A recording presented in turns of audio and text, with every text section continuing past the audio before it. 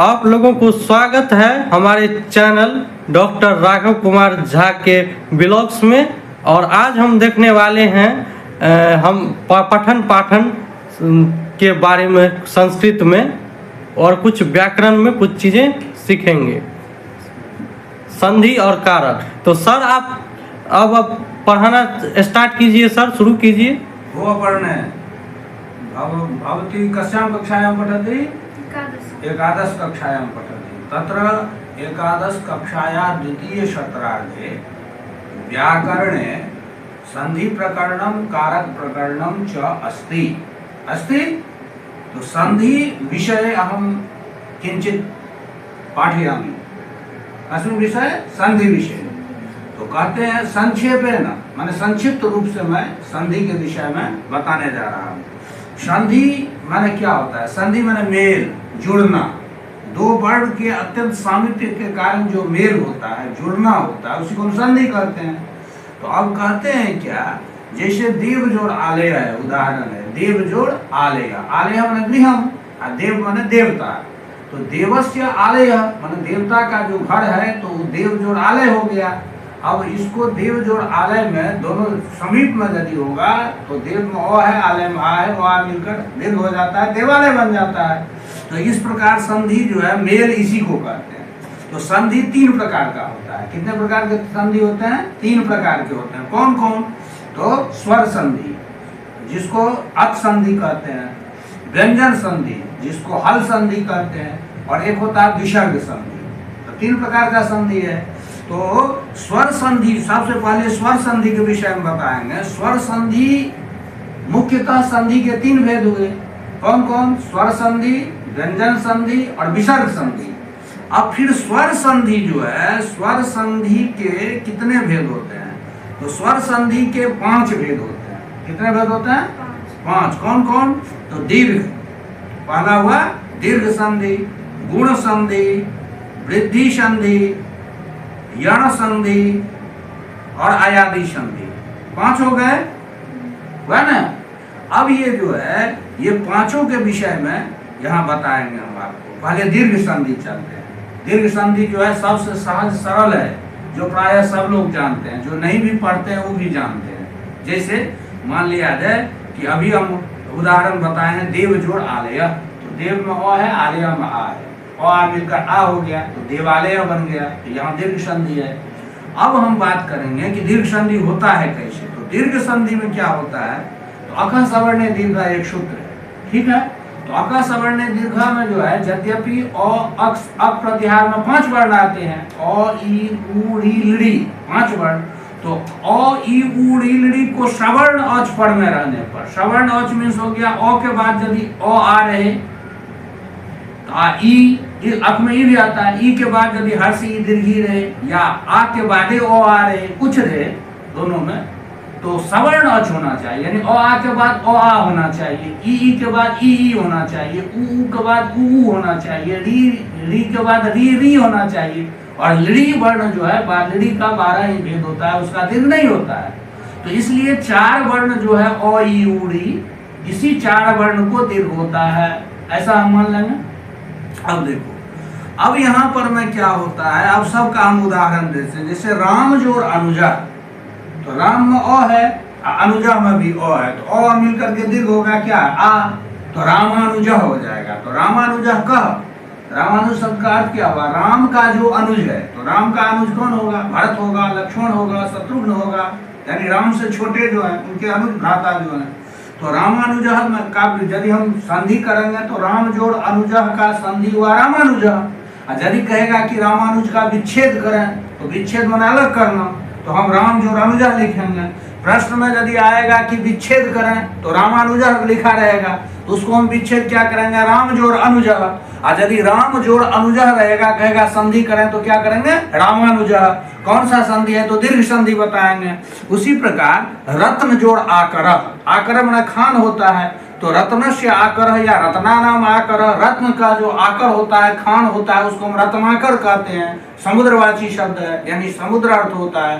तो रत्न जोड़ आकर है, रत्न में ओ है, आकर में आ है, आ मिलकर आ हो गया रत्नाकर। उसी प्रकार दया जोड़ अर्णव, तो दया में आकर है, अर्णव में ओ है, तो दया का समुद्र, दया का सागर, दयार्णव माने दया का सागर। तो दया जो अर्णव है, दया में आ है, अर्णव में ओ है, आ मिलकर दीर्घ आ हो गया। इसी प्रकार विद्या जो आलय, तो विद्या में आ है, आलय में भी आ है, तो आ मिलकर के भी आ होगा। इस किसी भी परिस्थिति में, चाहे पहले ओ हो, बाद में आ हो, या पहले आ हो, या बाद में ओ हो, कुछ भी होगा तो दीर्घ आ ही होगा। ठीक है, ये हो गया। अब इसी प्रकार से हर्ष ई के बाद यदि दीर्घ ई रहे तो पर भी दीर्घ ई, या दीर्घ ई के बाद यदि हर्ष ई रहे तो पर भी दीर्घ ई। ठीक है, दीर्घ में दीर्घ होता है। अब इसका उदाहरण देते हैं, जैसे रविंद्र, तो रवि जो इंद्र, रवि महर्षि कार है, इंद्र में ईकार है, दीर्घिकार हो गया, रविंद्र बन गया।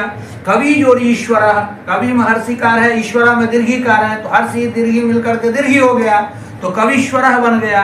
तो यदि रविंद्र का विच्छेद करना होगा तो रवि महर्षिकार होगा, इंद्र महर्षिकार होगा, रवि जो इंद्र बनेगा। और यदि कविश्वर का हम विच्छेद करेंगे तो कवि जो ईश्वर होगा। और यदि कवि जो ईश्वर दिया रहेगा और संधि करना होगा तो मिला देंगे, संधि में मिलाना कविश्वर कर देंगे। और यदि विच्छेद करना होगा कविश्वर का तो कवि जो ईश्वर करेंगे। इस बात को ध्यान रखना है। ठीक है, अब जो है महेंद्र, मही माने पृथ्वी और इंद्र माने स्वामी, तो महेंद्र माने क्या हो गया, राजा हो सकता है। तो महेंद्र में मही में दीर्घिकार है, इंद्र में हर्षिकार है ना, दोनों मिलकर दीर्घ ही होगा किसी भी परिस्थिति में। लक्ष्मी जो ईशा, तो लक्ष्मी में दीर्घिकार पहले है, ईशा में दीर्घिकार है, दोनों दीर्घिकार दीर्घिकार के आठ मिलकर के भी दीर्घ ही होगा, चाहे हर्ष हो या दीर्घ हो, या दीर्घ हो या दीर्घ हो, किसी भी परिस्थिति में दीर्घ होना है। तो ये ई का उदाहरण हो गया। अक में ओ आता है, ओ का उदाहरण पहले पढ़ लिए, उसके बाद ई आता है, ई का उदाहरण पढ़ लिए। अब जो है ऊ का उदाहरण देते हैं। ऊ हर्षु, हर्षु बराबर दीर्घु, या दीर्घु हर्षु बराबर दीर्घु, या दीर्घु और हर्षु बराबर भी दीर्घु, तो समझती हो। तो अब इसका उदाहरण रहते हैं भानुदया, भानु जोड़ उदया माने सूर्य का उदय। तो भानु में हर्षुकार है, उदया में उकार है, वो हर्षुकार में दीर्घुकार हो गया, तो भानुदया। लघु जोड़ उर्मी, तो लघु में हर्षुकार, उर्मी में दीर्घुकार, हर्षु दीर्घ करके दीर्घ हो गया, तो लघु उर्मी। वधु जोड़ उत्सवा, वधु में दीर्घुकार, उत्सवा में हर्षुकार, तो दीर्घु हर्षु को मिलकर के भी दीर्घु, तो वधु उत्सवा बन गया। ठीक है, उसी प्रकार वधु जोड़ ऊहनम, तो वधुहनम बना, हो गया। अब री है, तो जैसे पितृ जोड़ ऋणम, पितृ में री है और ऋणम में भी री है, तो री मिलकर के दीर्घ री हो जाता है, पितृणम। देखो दो बार मार दिया, यहाँ पितृणम में ऐसे हो जाएगा, ऐसे दो बार मारा है ना, दो बार हो जाता है। लेकिन री जो है उसका दीर्घ नहीं होता है, इसलिए चार वर्ण का ही हम दीर्घ करते हैं। समझ गए ना बात को। तो अक सवर्ण दीर्घ में यद्यपि अक में 5 वर्ण आते हैं अक प्रत्याहार में, अई उनका आकार है, री ककार है, तो अ ई उ री लड़ी 5 वर्ण है, तो अका सवर्ण दीर्घ में 5 वर्ण का दिखाना चाहिए। लेकिन ली वर्ण से दीर्घाभावा, ली वर्ण में दीर्घ नहीं होता, इसलिए 4 वर्ण का ही हम दीर्घ संधि में उदाहरण देख पाते हैं। समझ गए बात को। तो अब जो है, अब आगे हम चलते तो ये दीर्घ संधि यही समाप्त हो जाता है। अब आता है कौन, गुण संधि। गुण संधि में क्या है, तो कहते हैं कि अ ए ओ, अदेंग गुणा एक सूत्र है। कौन सूत्र है, अदेंग गुणा। अदेंग गुणा कहता है अत एंग गुणा, अत मीन्स अ, एंग मीन्स ए ओ, ये 3 गुण संज्ञक होते हैं। ठीक है, तो ये 3 होते हैं कैसे, तो अब बताते हैं। देखो पहले हम बताएंगे अ और ई मिल करके या दीर्घी पूछ रहे है ना, या आ के बाद ई हर्ष या दीर्घी पूछ रहे तो ये हो जाता है। देखो यहाँ बताया है ना, ओ या आ के बाद दीर्घी हर्षी या दीर्घी कुछ ही रहेगा तो ये हो जाएगा, बताया है। अब ओ या आ के बाद हर्षु या दीर्घु कुछ रहेगा तो ओ हो जाएगा। ठीक है, ओ या आ के बाद री रहेगा तो उसका गुण होता है ओ, और रपड़ लेपड़ प्रवृत्त होता है तो और हो जाता है। क्या हो जाता है, तो यही 3 गुण हुआ।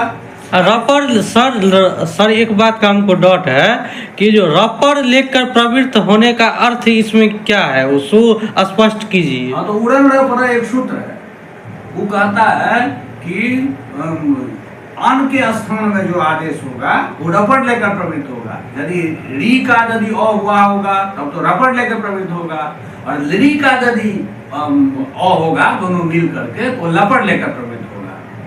ये होता है उड़न रपड़। अच्छा, इसका मतलब ये होता है। हाँ, तो ये हो गया उड़न रपड़। तो उड़न रपड़ से यहाँ रपड़ लेकर प्रवृत्त हुआ तो अर हुआ। यदि अ और लड़ी रहेगा तब यदि अ गुण होगा तो चूंकि दोनों का री ली वर्ण जो मिथा सावर्ण्यम वाच्यम, री और लरी सवर्ण है, परस्पर सवर्ण है, तो उसको जो है यदि अ और लरी मिल करके अ गुण होगा तो ये लपट लेकर प्रवृत्त हो जाएगा, अल हो जाएगा। और यदि अ और री मिल करके यदि गुण अ होगा तो रपट लेकर प्रवृत्त होगा, उड़न रपरा री इति संज्ञा इत्युक्तम तत्स्थाने जो अन सरपड़ संदेव प्रवर्तते, एक सूत्र है उड़न रपड़ा। ठीक है, री जो है 30 प्रकार का है, 18 प्रकार का री और री प्रकार 12 प्रकार का, 18 12 30 होता है। तो री लड़ी वर्णयो मिथा सावर्ण्यम वाच्यम, री लड़ी जो है परस्पर सवर्ण संज्ञक होता है, तब 30 प्रकार का हो गया। तो यहाँ जब ये हम पूरा और री के जगह यदि गुण अ होगा तो री के जगह होता रपट लेकर प्रवृत्त होगा, री और ली मिलकर के यदि गुण अ होगा तो लपट लेकर प्रवृत्त होगा। ठीक है, इसको हम आगे बताएंगे जब समस्या आएगी तब। अभी हमको क्या बताना है, तो अभी हमको अ आई ए वाला उदाहरण बताना है ना, ये वाला ए वाला है। तो अब ये होता कैसे, जैसे सुरेंद्र, तो सूर्य जोड़ इंद्र है, सूर्य जोड़, तो सूर्य में अ है और इंद्र में ई है, तो अ ई मिल करके ए हो गया तो सुरेंद्र बन गया। अब जो दूसरा उदाहरण है नरेश, नर जोड़ ईशा है, तो नर में अ है, ईशा में दीर्घी है, अ ई मिलकर ए हो गया तो नरेशा बन गया। उसी प्रकार महेंद्र, तो महा में आ है, इंद्र में ई है, आ ई मिलके ए हो जाएगा तो महेंद्र बन गया। अब है महेश्वर, महाजोड़ ईश्वर, महा में आ है, ईश्वर में दीर्घी है, आ ई मिलकर के एकार हो गया तो महेश्वर बन गया। तो यहाँ गुण संज्ञक जो अ ए ओ है ये ए का उदाहरण हुआ। अब ओ का उदाहरण बताते हैं, देखिए अ या आ के बाद हर्षु या दीर्घु रहेगा तो ओ हो जाएगा। अब इसका उदाहरण बता, जैसे हितोपदेशा, तो हित जोड़ उपदेशा, तो हित में अ है, उपदेशा में उ है, अ मिलकर ओ हो गया तो हितोपदेशा बन गया। उसी प्रकार एकोन विंशति, एक जोड़ ऊन विंशति, ऊन विंशति मान 19 होता है, और एक ऊन विंशति, ऊन विंशति मान हो गया 20 से कम, ऊन माने कम होता है, विंशति ऊन विंशति मान हो गया 20 से कम, तो एक ऊन विंशति माने एकोन विंशति, एक कम विंशति, तो एक कम विंशति 19 होगा। तो एक जोड़ ऊन विंशति है, ऊन विंशति, तो एक में अ है, ऊन में उ है, अ उ मिलकर के ओ हो जाएगा गुण, तो एकोन विंशति बना। गंगा जोड़ उदकम है, गंगा में आकार है, उदकम उकार है, आ उ मिलकर ओ हो गया तो गंगोदकम बना है। महाजोड़ उर्मी है, महा में आ है, उर्मी में उ है, आ उ मिलकर ओ हो गया तो महोर्मी बन गया। ठीक है, ये ओ गुण जो होता है, 3 गुण होता है ना आदिम गुण, और ए ओ का उदाहरण बता दिया। अब अ का उदाहरण बताते हैं, अ या आ के बाद री रहे तो अड़ हो जाता है, इसमें ऋणी के बारे में नहीं बताया क्योंकि यहाँ संक्षेप बताया जा रहा है। उदाहरण पर हम बताए री इति 63 संज्ञा, री जो है 30 प्रकार का होता है, कैसे 18 प्रकार का री है और 12 प्रकार का लड़ी है, क्या क्योंकि लड़ी का दीर्घ नहीं होता तो 12 भेद हुआ। तो 63 प्रकार तत्स्थान हुआ, 30 प्रकार के स्थान में यदि अण होगा, अण मीन्स अ या कोई अण में अ ई उ कुछ भी यदि आदेश होगा तो और री के स्थान में रहेगा तो रपट लेकर प्रविष्ट होगा, ली के स्थान में होगा तो लपट लेकर प्रविष्ट होगा है। जैसे तबलकार बनता है, तब जो लिकार, तो तब में अ है ना, लिकार में लड़ी है तो अ लड़ी मिलकर के अल हो जाता है तो तबलकार बन जाता है।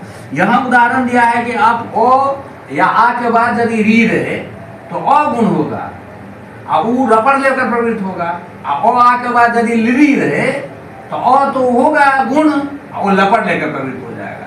तब ये पहले रिकार का उदाहरण देते हैं। देव जो ऋषि है तो देव न है, ऋषि मरी है, तो देव का और ऋषि का री दोनों मिलकर के गुण ओ हुआ। क्या गुण हुआ? ओ। क्या गुण हुआ? ओ। वह ओ जो है उड़न रपड़ से रपट लेकर प्रवृत्त हुआ, क्योंकि और री मिलकर अ बना है तो उड़न रपड़ से वो रपट लेकर प्रवृत्त हो गया तो अर आ गया, है ना, तो इसलिए देवर्षि बना। क्या बना? इसी प्रकार महा जो ऋषि है तो महा में आ है, ऋषि में री है, और री मिल करके गुण अ हुआ और वो रपट लेकर प्रवृत्त हो गया, क्योंकि री के जगह अ है तो महर्षि बन गया। अब तबलकारा में तब जो लिकार है तो तब में अ है, लिकारा में लरी है, और लरी मिल करके गुण अ हुआ, लेकिन लड़ी के जगह अ गुण हुआ है तो लपट लेकर प्रवृत्त हो गया तो तबलकारा बन गया। ठीक है, अब ये हम कौन संधि समझ गए? गुण संधि।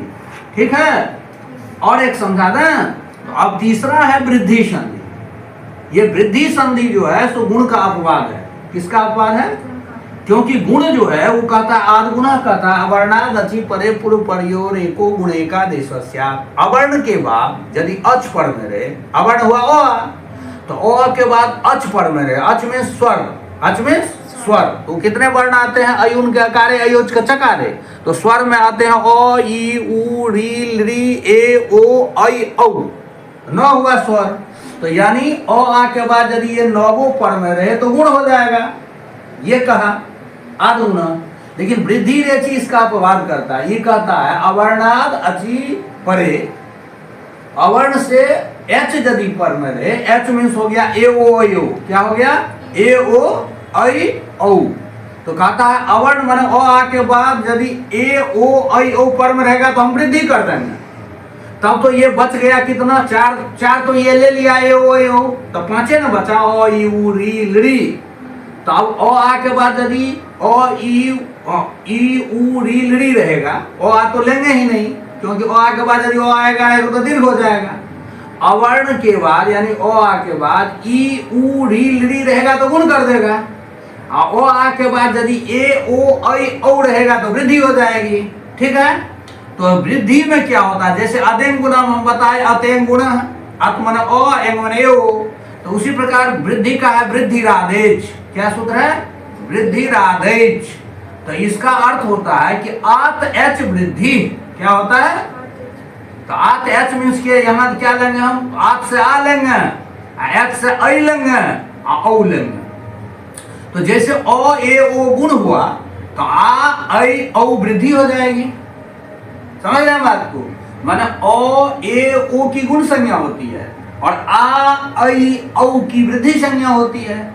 अब गुण जो होगा सो अ आ के बाद यदि ई उ री ली बन रहेगा तो गुण हो जाएगा, और अ आ के बाद यदि ए ओ ऐ औ रहेगा तो वृद्धि हो जाएगी। समझ रहे हैं? इस बात को ध्यान से कॉन्फिडेंस करना है, इसको बार बार समझना है, वीडियो के माध्यम से देख देख के समझना है। क्या समझना है? तो अ आ के बाद यदि ई उ री रहेगा तो गुण होगा, और अ आ के बाद यदि ए ओ ऐ औ रहेगा तो वृद्धि हो जाएगी। गुण संज्ञक कौन कौन है? अ ए ओ, अदेंग गुना अ ए ओ गुण संज्ञक है। वृद्धि संज्ञक कौन है? आवृद्धि राधेय, यानी आ ऐ औ। समझ रहे होंगे?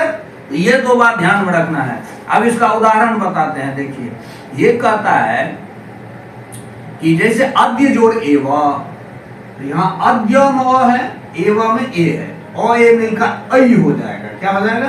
ऐ, क्योंकि वृद्धि ऐ है तो यहाँ अद्यैव हो गया है?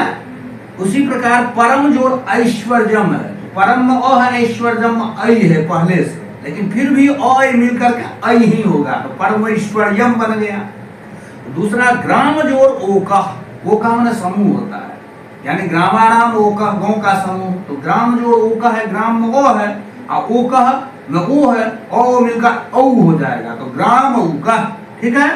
गंगा जो ओघा, ओघा माने जलम, तो गंगा में आ है, ओघा में ओ है, तो आओ मिलकर वृद्धि औ, तो गंगौघा।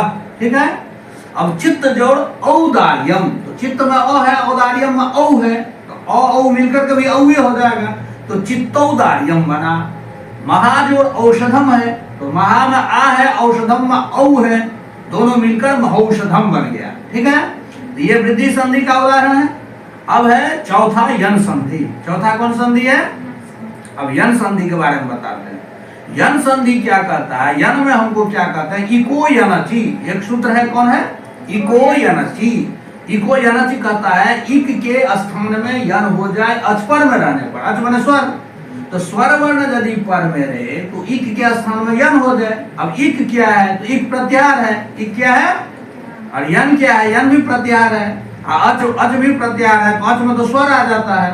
तो स्वर वर्ण यदि पर में रहे तो इक में कौन कौन आएगा? अयुंकर इकारे रीलिक ककारे, तो ई उ रीलड़ी आता है इक में। यन में क्या होता है? हयव्रत के यकारे लं के नकारे यो वो रो लो आता है, 4 आएगा। अब ये जो है ई के स्थान में यो, उ का स्थान में वो, री का स्थान में रो, ली का स्थान में लो जो होता है, इसी को हम यन कहते हैं। माने इक का जो यन होता है उसी को हम यनादि कहते हैं। ठीक है। अब इसका उदाहरण बताते हैं, देखिए उदाहरण कहते हैं जैसे यदि जोड़ अपी है, तो यदि में ईकार है, अपी में अच पर में अ है, तो ई का यो हो जाएगा। ई का क्या हो जाएगा? ई का यो जो होगा तो दो हलंत हो जाएगा, हैं? तो यहाँ यद्यपि हो जाता है। क्या हो जाता है? यद्यपि। क्या हो गया? यद्यपि।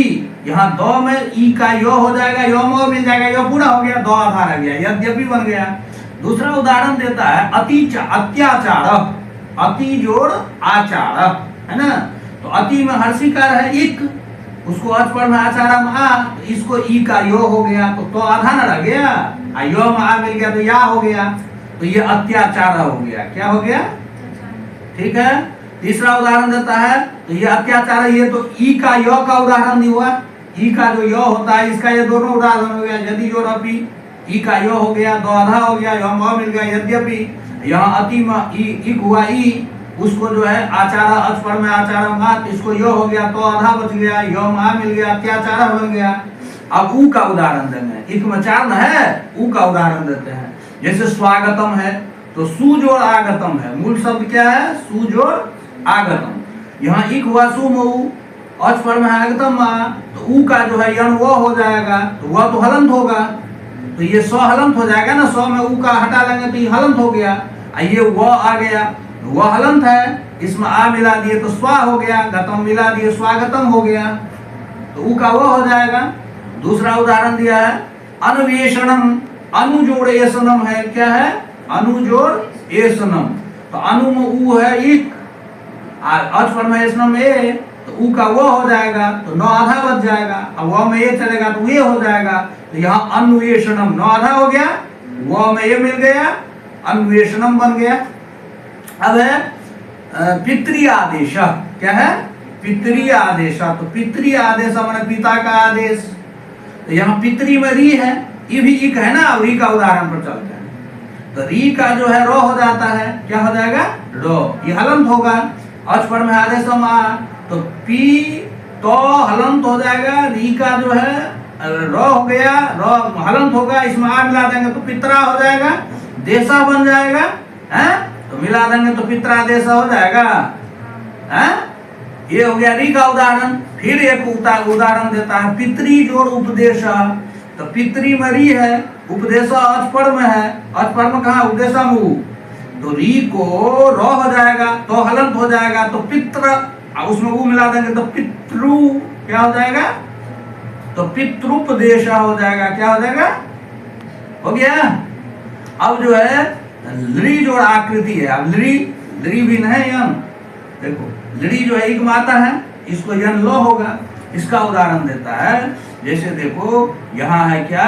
लाकृति, लड़ी जोड़ आकृति है। क्या है? लड़ी जोड़ आकृति। यहाँ एक क्या है? लड़ी है, अच पर में आकृति में आ, तो लड़ी को लो हो जाएगा यम, तो लो तो हलंत न होगा, तो लड़ी जोड़ आकृति आप मिला दो, लाकृति बन जाएगा। क्या बन जाएगा? लाकृति बन गया। तो ये हो गया आपको यन संधि। कौन संधि हो गया? अब है अयादि। पांचवा क्या है? अब अयादि संधि पढ़ाते हैं। देखो अयादि क्या होता है, तो एचो एव आया हुआ एक सूत्र है। क्या है?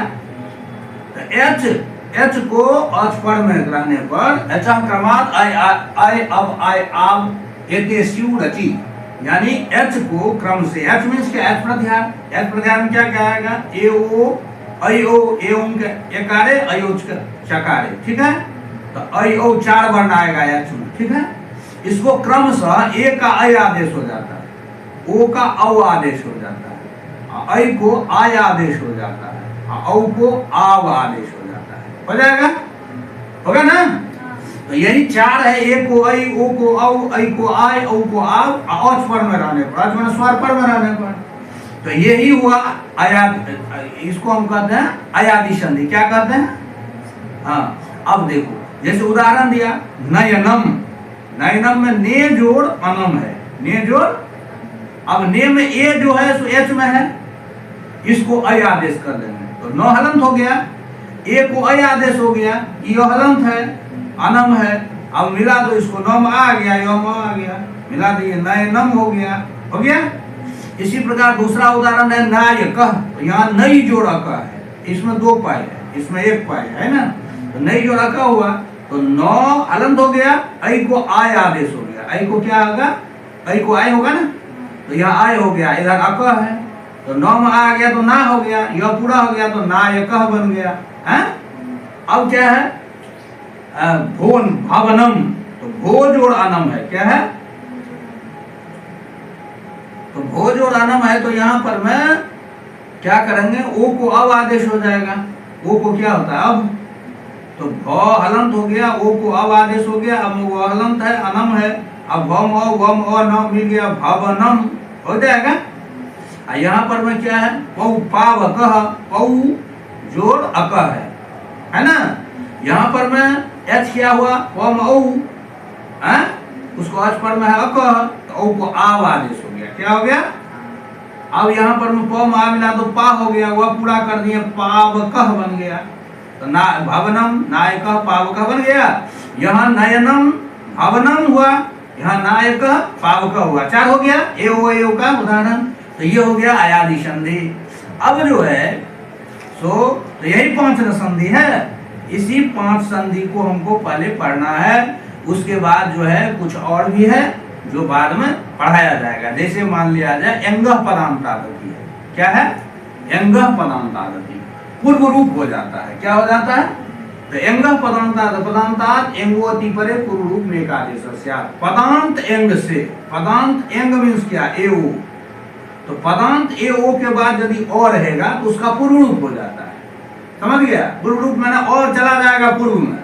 जैसे उदाहरण के लिए हरे ब है, हरे जोड़ अव, इसका अर्थ होता है हे हरे, अव मैंने रक्षा, मैंने हे हरि हमारी रक्षा करें, तो हरे जोड़ अव है, यहाँ हरे भी एक पद है, अब भी पद है, तो पदांत हुआ हरे में ए, तो ये एंग है, एंग में आता है ना, तो इसके बाद औ हुआ अवम अ, तो ये अ मिल गया एम, तो ये हरे पूर्व रूप हो गया, क्या हो गया, पूर्व रूप संधि इसे कहते हैं। अब यहाँ लोग खंडाकार दे देता है, क्यों दे देता है, तो समझने के लिए यहाँ आकार जो है पूर्व रूप हुआ है। अब इसी प्रकार है विष्णु, विष्णु अत्र, माने विष्णु अत्र, हे विष्णु अत्र आगच्छ, माने हे विष्णु यहाँ आ जाइए, तो यहाँ विष्णु में ओ जो हुआ पदांत, विष्णु भी एक पद है, अत्र भी पद है, तो पद के अंत पदांत हुआ, पदांत में ओ है, जो एंग में आता है वो, उसके बाद आता है अत्र में अ को पूर्व रूप हो गया, तो पूर्व रूप हो गया तो विष्णुत्र ऐसा बन गया, ऐसा शुद्ध हुआ, क्या हुआ, विष्णुत्र। यहाँ विष्णु और अत्र अलग नहीं होगा, जब भी हम मिलाएंगे तो विष्णुत्र लिखेंगे, यहाँ समझने के लिए लोग खंडाकार दे देता है, जो अपूर्व रूप हुआ है, तो ये विष्णुत्र हो गया, इसको हम कहते हैं पूर्व संधि, क्या कहते हैं, एंग के बाद यदि और रहेगा, एंग में एओ के बाद, पदांत एओ के बाद और आता है तो पूर्व रूप हो जाता है, जिसके हरे व विष्णु का 2 उदाहरण दिया। अब कहता है ईदुदे द्विवचनम प्रगृह्यम, कुछ ऐसा है जो कि प्रगृह्य होता है, प्रगृह्य संज्ञा, तो प्रगृह्य संज्ञा जो है खुद प्रगृह्य अचिनित्यम, जो प्रगृह्य संज्ञा होता है उसका जो है प्रकृतिवत भाव हो जाता है। प्रकृतिवत भाव मीन्स हो गया नेचुरल, प्रकृति में क्या होता है, नेचुरल, उसमें कोई विकार ना हो, माने यथावत रूप हो जाता है, उसमें कोई मेल जोल नहीं होता है, संधि होने पर भी कोई विकार नहीं होता है, वर्ण विकार नहीं होता है, ठीक है। अब जैसे मान लिया जाए उदाहरण देता, हरि इमो, लते इमे, साधु इमो, ठीक है, यहाँ कोई संधि नहीं, कोई संधि का विकार नहीं उत्पन्न होता है, ये यथावत रूप रह जाता है, इसको हम प्रकृतिवत भाव संज्ञा कहते हैं, क्या, प्रकृतिवत संधि है। अब होता है, एक होता है लोप साकल्य से, माने लोप हो जाता है वर्ण का, तो कहते हैं अवर्ण पूर्वयो पदांत यवयोर लोपो वास्यात्, ये विकल्प से होता है, ठीक है, माने अवर्ण पूर्वक पदांत यदि यह का लोप होता है विकल्प से होता है। जैसे मान लिया जाए हर यह, ये दोनों प्रयोग होगा, हरे जो यह है ना, यहाँ एचो या वाया बस ये को हम अय आदेश कर दिए, तो हर जोड़ अय जोड़ यह हुआ, रोहलंत है ना। अब यहाँ पर में हम जो है हर जोड़ य जोड़ यह हुआ ना, अब यहाँ पर हम अवर्ण लोपा सागर लगा दें, अवर्ण पूर्वक पदांत यह है, इसमें अवर्ण मन रम अ है, पूर्वक यह है, इसको लोप करता है विकल्प से, तो हर यह ये रूप भी चलेगा, इसको लोप नहीं करेंगे तो हर जोड़ ये दोनों रूप चलेगा। उसी प्रकार यहाँ विष्णु यह है, तो विष्णु जोड़ यह है, यहाँ ओ को अब आदेश कर दो, पर में है ही, तो विष्णव जोड़ यह हुआ है ना। अब लोपर सकाल कहता है अवर्ण पूर्वक पदांत, यकार वकार का लोप होता, अवर्ण हुआ माने अ पूर्व है, व से पूर्व है, नम और वकार है, इसको लोप कर देगा लोपर सकाल से। तो विष्णु जोड़ यह रूप बनेगा, क्या बनेगा? जिस पक्ष में ये लोप नहीं करेगा उस पक्ष में विष्णु जोड़ विह बन जाएगा, तो दोनों रूप होगा। इसी को हम कहते हैं लोपस आकर्षण के द्वारा लोप हो जाना। ठीक है, तो इस प्रकार से हमने संक्षेप में आज आपको अच संधि यानी स्वर संधि के बारे में बताए। और इसमें अब जो है जैसे यहाँ कुछ अभ्यास के लिए सूत्र है आदि है, इसको आपको बना के लाना है, जिससे कि आप उस पर में उस सुदृढ़ ज्ञान आपका होगा और आप परीक्षा में पास कर सकते हैं। जैसे आद गुना का सोदाहरण अर्थ लिखे, आद गुना किसे कहते हैं? अवर्णाद अचि परे पूर्व पर्याय को गुण एकादेश, इसको कहते हैं आद गुना, माने अवर्ण से अचपर में रहने पर पूर्व पर मिल करके गुण आदेश हो जाता है, या गुण का अर्थ हुआ, ये लिख के लाना है। अब अकस अवर्ण दीर्घ सूत्र का उदाहरण बताए, उदाहरण सहित अर्थ लिखो। तो इसमें भी उदाहरण पूछ रहा है आद गुना का, तो गुण का उदाहरण देंगे, उमेशा रमेशा गंगोद का इत्यादि। अब अकस अवर्ण दीर्घ, अकस अवर्ण अच्छी पड़े पूर्व पर दीर्घ एकादेश से आप बताए हैं, अक माने हुआ अ ई उ री ली, लेकिन री जो है उसका दीर्घ होता नहीं है, तो अक में अ ई उ री हुआ, तो अ ई उ री का सवर्ण अचपड़ में रहने पर पूर्व मिलकर जो दीर्घ होता है आकाश वर्ण दीर्घ कहते हैं।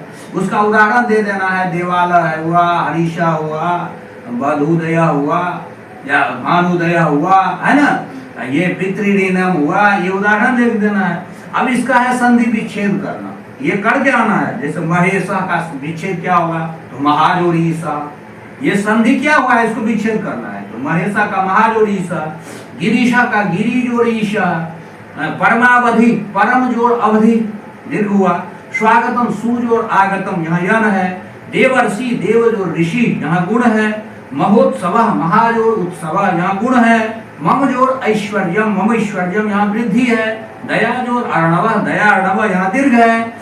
ये बताना भी है कौन सा संधि और विच्छेद करके लाना है। गंगोदकम गंगाधर उदकम, नयनम ने जोड़ अनम, तो यहाँ अयादि संधि है। ठीक है, ये बना के लाना है। और नीचे लिखे शब्दों में संधि करें। अब इसको संधि करना है, इसको तो विच्छेद करना है। अब संधि क्या करना है, तो भानु जोड़ दिया, तो भानुदय दीर्घ हो जाएगा, श्री जोड़ ईशा श्री ईशा, महाजोड़ उर्मी महोर्मी, और संधि का नाम भी बता देना है कौन सा संधि है। प्रतिजोड़ उपकार प्रत्युपकार यन संधि, अनुजोड़ एसनम अन्वेषणम यन संधि, पितृजोड़ अर्थ पित्रर्थ, को जोड़ इत्र पवित्र अयादि संधि, महाजोड़ ऋषि महर्षि, सदा जोड़ एव सदैव वृद्धि संधि, मुनि जोड़ इमो यहाँ हो जाएगा ये प्रकृति बल भाव, मुनि इमो ऐसे ही रह जाएगा। गोड़ जोड़ यम गव्यम, यहाँ एक और सूत्र बताए, जैसे यहाँ अयादि होता है ना अचपर में रहने पर ये हो अयो अब आदेश, एक सूत्र है कि यकारादि प्रत्यय यदि पर में रहे तो ओ को अब आदेश औ को अब आदेश हो जाता है। यहाँ गोयम में जैसे इसका उदाहरण यहाँ बताया, गो जोड़ यम है, यहाँ यकारादि प्रत्यय यम है, तो गो में ओ को अब आदेश करके गव्यम बना दिया। और नव जोड़ यम है, यकारादि प्रत्यय यम है, औ को अब आदेश तो नाव्यम बन जाता है। इसका ये उदाहरण दे दिया, तो इसको भी कर लेना है। ठीक है, तो इस प्रकार आज संधि प्रकरण में आपको स्वर संधि यानी अच संधि का पाठ मैंने पढ़ाया, जो आपके सिलेबस में है, पाठ्यक्रम में है। यानी कौन से क्लास का सर? केंद्रीय संस्कृत विश्वविद्यालय के एकादश कक्षा के यानी प्राक शास्त्री के द्वितीय सत्रार्ध में जो छात्र हैं उन लोगों के लिए सिलेबस में ये है, और इसको तैयार करके उसको आना है, जो परीक्षा में उसको काम देगा। समझ गए? समझ लीजिए आप लोग जो भी वीडियो छात्र देख रहे हैं, हाँ। वो इस संदेश को अपने जीवन में उतार कर उनका कहा हुआ पूरा कीजिए और अपना सिलेबस भी इस वीडियो के माध्यम से पूरा कीजिए। परीक्षा में पास करने के लिए ये अत्यंत आवश्यक है, जो इसको पढ़ें और इसको बार बार वीडियो को देखें और देख करके अपने ज्ञान को सुदृढ़ करें। क्योंकि परीक्षा जो है इस बार परीक्षा जो है सो थोड़ा बहुत टाइट परीक्षा होने वाली है, जो नहीं लिख पाएगा वो लड़का असफल हो सकता है, इसलिए इसको ध्यान से पढ़ना है। ठीक है, चलो ओके।